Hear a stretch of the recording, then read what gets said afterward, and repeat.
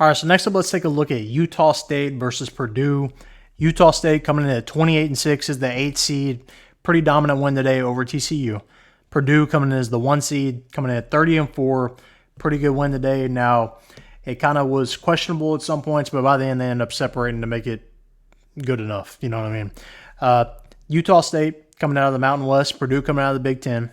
Now, Utah State didn't play a tournament team out of conference, so I'm a little questionable on how good Utah State actually is because TCU, even though they have some pretty good wins, has been really up and down all year. So I really don't know what to read into that win.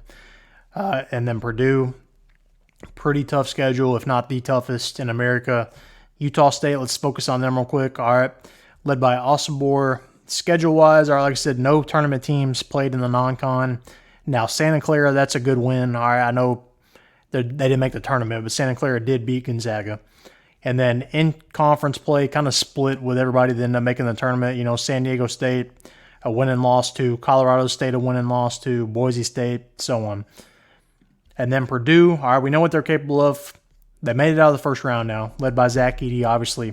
And they made it out of the first round, so that monkey's off their back.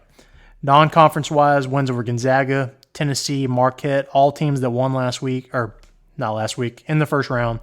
You've got a loss to Northwestern in overtime. Northwestern won their first round game too, so that's not a bad loss in overtime.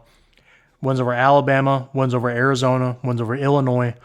Every one of these teams I've named is still playing in the tournament. All right, so Purdue has definitely paid their dues this year. All right, they've played a super tough schedule to prepare them for this, and they look pretty dominant in the first round. I know, obviously, it was Grambling State, and Grambling State did hang around a little bit. Probably a little too long, to be honest with you, but Zach Edey still looked pretty dominant. Purdue is favored by 10.5, it looks like, and I think this could be a game for a little bit. Now, Utah State, like I said, I don't know exactly how to feel on them because the Mountain West, obviously, besides San Diego State, looked pretty crappy this weekend. Now, Utah State is the other team still surviving out of that conference. And again, against the TCU team that does have one over Houston, they beat them pretty easily. But again, TCU is really up and down, so I don't know how much to read into that. Now, if Utah State can get going a little bit, I think they can keep this close for a while. But ultimately, I think Purdue is going to be too much by the end of the game, and I think Purdue is going to get the win here. I think it might be less than 10.5, but it's definitely going to be close to 10, somewhere in that range. So give me Purdue probably by about 10, to be honest with you.